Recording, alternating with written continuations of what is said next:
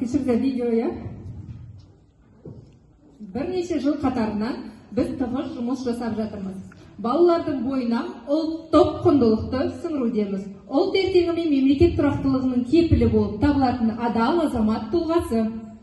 Біз тек білімді ғана емес, ең алдымен ұлттық құндылықтарды бойына сіңірген ар-ожданы таза тұлғаны қалыптастыруды мақсат тұтамыз. Осы орайда біз ұлттық құндылық, адалдық, жауапкершілік атты үшті күндестіктің өзара байланысын қарастырып, оның қоғам дамуындағы рөлін айқындамақпыз.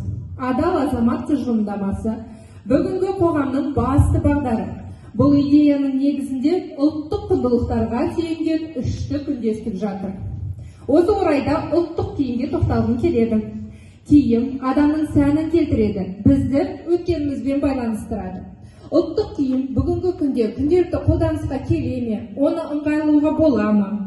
Ол бізге қаншалықты қажет, маңыздылығы бар ма? Әрине, отырған әр ересек адам бұл қажет деп біледі. Бірақ өзіңіз осы ойыңызды асыру үшін не істейсіз? Қандай амалдар қолданасыз? Наурыз айын есепке алмаңыздар.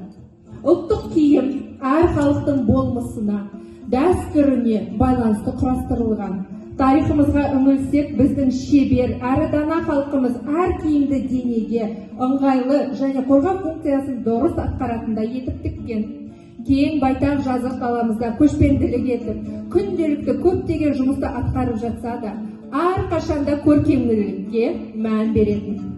50-90 жылдар заманауи боламыз, ұлттық киім сәнді емес деп, ол ыңғайсыз деп өскен жастардың басым бөлігі қазір ата-ана әже болып, сол статусына сай киім тігіле алмай түгілі, қазақ халқының ұлттық киімдерінде атай алмайды. Ал қазіргі заманда бізді ұзақ ұйқыдан оятып, рухымызды жандандырып, бізді қайта ерекше көркейтуге мүмкіндік берген тудырған ұлттық құндылығымыз адал азамат бір тұтас тәрбие бағдарламасы іске асып жатыр. Тақия, кимешек, шапан, қамзол, ою және өрнектермен безендірілген киімдерді күнделікті қолданушылар саны артуда. Және атап айту керек, бұл өте әдемі. Ұлттық нақыштағы киім-кешек киген адамдар өзіне жылы ықылас пен мейірімділікті айналасынан тартады. Өзім ұлттық киімді 7 жыл қатарынан үзбей киіп келемін. Және өз қызыма да кигізіп үлгі болып жүрмін. Мектепте әр жұма күн ұлттық киім күні деп жариялағанда қатты қуандым. Содан бастап әр жұма күні мереке ретінде қарсы аламыз. Қазіргі таңда ұлттық киімге деген оқушылардың қызығушылығы артуда. Тіпті ұлттық киімді әрбір күні киіп келуді дағдыға айналдырды. Ұлттық киімде бейнеленген әрбір ою мен өрнекті біліп, оны не үшін бейнеленгенін танып жатыр. Бұл өте қуантарлық жағдай. Балалар қажетті құндылыққа сүйіспеншіліктердің фундаменті салынғаны өте маңызды.